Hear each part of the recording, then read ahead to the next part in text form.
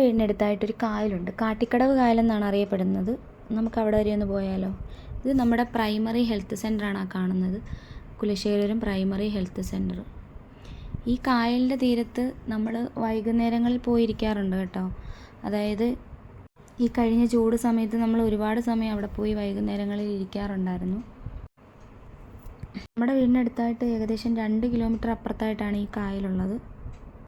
നമ്മുടെ വീടിന് തൊട്ടടുത്തായിട്ട് തന്നെ സ്കൂള്, ബാങ്ക്, ഹോസ്പിറ്റൽ ഒക്കെ ഉണ്ട്. ഇത് ഞാൻ പഠിച്ച സ്കൂളാണ് കാണുന്നത്. ഇതാണ്ട് ഈ വരുന്നതാണ് കാട്ടിക്കടവ് ബസ്, അതായത് കരുനാഗപ്പള്ളി കാട്ടിക്കടവ് ബസ്. ഈ ബസ് വന്ന് അവസാനിക്കുന്ന സ്ഥലമാണ് കാട്ടിക്കടവ് കായൽ തീരം.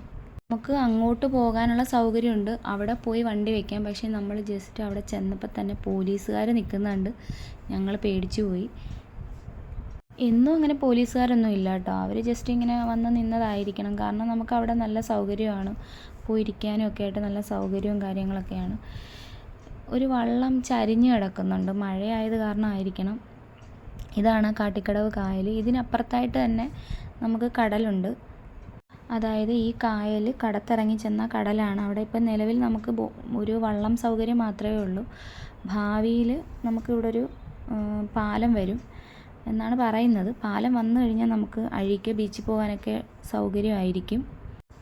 നമ്മുടെ വീടിന് കുറച്ചടുത്തായിട്ട് തന്നെ ഈ അഴീക്കെ ബീച്ച്. പക്ഷേ നമുക്ക് ഈ പാലം ഇല്ലാത്തതിൻ്റെ കാരണം കൊണ്ട് നമ്മളൊരു കുറച്ച് ദൂരം സഞ്ചരിച്ച് മാത്രമേ അവിടെ ചെല്ലാൻ പറ്റത്തുള്ളൂ. പിന്നെ ഞങ്ങളവിടെ ജെല്ലി ഫിഷിനെയൊക്കെ കണ്ടു കേട്ടോ.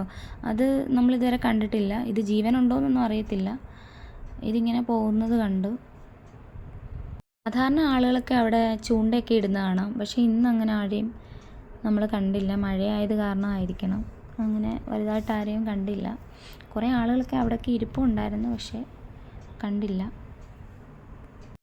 ഇതാണ് ഞാൻ പറഞ്ഞ കൊഞ്ച്. ഞാൻ കരുതിയിരുന്നത് ഇത് നമ്മുടെ വെള്ളത്തിലെ ഊപ്പയുണ്ടല്ലോ, അതാണെന്നാണ് ഞാൻ വിചാരിച്ചിരുന്നത്. പക്ഷേ അത് ആദ്യമൊക്കെ ഞാൻ അങ്ങനെ ആയിരുന്നു വിചാരിച്ചിരുന്നത്. പക്ഷേ എപ്പോഴും ഇങ്ങനെ ചെന്നിരുന്ന് കാണും തോറും നമുക്കത് കണ്ട് നമുക്ക് മനസ്സിലായത് കൊഞ്ചാണെന്നുള്ളത്. പിന്നീടാണ് ഞാനത് അറിഞ്ഞത് കൊഞ്ചാണെന്നുള്ളത്. കണ്ടോ, കുറച്ച് ആളുകളൊക്കെ അവിടെ വൈകുന്നേരങ്ങളിൽ കുറേ ആളുകൾ അവിടെ വന്നിരിക്കും. സമയം സ്പെൻഡ് ചെയ്യാൻ വേണ്ടി കുറേ സമയം അവിടെ വന്നിരിക്കുന്നത് കാണാം.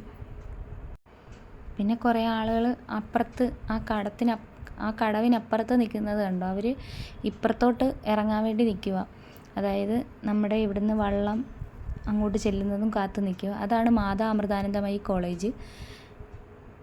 നമുക്ക് പെട്ടെന്ന് അങ്ങോട്ട് ചെല്ലാനൊന്നും പറ്റത്തില്ല. നമുക്ക് അപ്പുറത്തൂടെ വള്ളിക്കാവ് ചെന്നിട്ടേ പോകാൻ പറ്റത്തുള്ളൂ.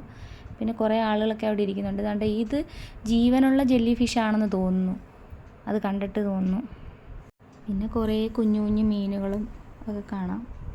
പിന്നെ അതിനപ്പുറത്തായിട്ട് ചീനവലയും കുറേ ബോട്ടും ഒക്കെ കാണാം നമുക്ക്.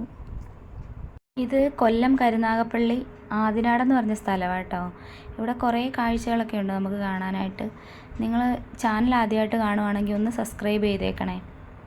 നമുക്ക് കുറേ കാഴ്ചകളുമായിട്ട് ഞാൻ പിന്നീട് വരാം. പിന്നെ എന്തെങ്കിലും പോരായ്മകളുണ്ടെങ്കിൽ ക്ഷമിക്കുക. ഞാൻ ആദ്യമായിട്ട് ഇത് എൻ്റെ ആദ്യത്തെ വീഡിയോ ആണ്. ഇതുകൊണ്ട് എന്തെങ്കിലും പോരായ്മകളുണ്ടെങ്കിൽ ക്ഷമിക്കുക. ഇതിനടുത്തായിട്ടാണ് ചീനവലയുള്ളത്. നമ്മളങ്ങനെ ചീനവല അത് വലിക്കുന്നതൊന്നും കണ്ടിട്ടില്ല.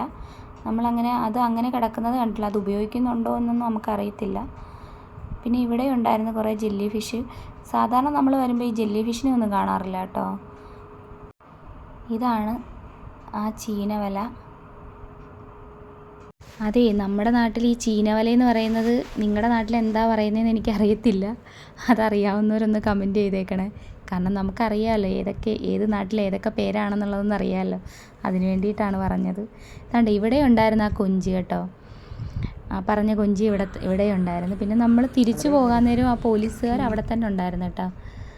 ഇതാണ് നമ്മുടെ കാട്ടിക്കടവ്, മനോഹരമായ നമ്മുടെ കാട്ടിക്കടവ്.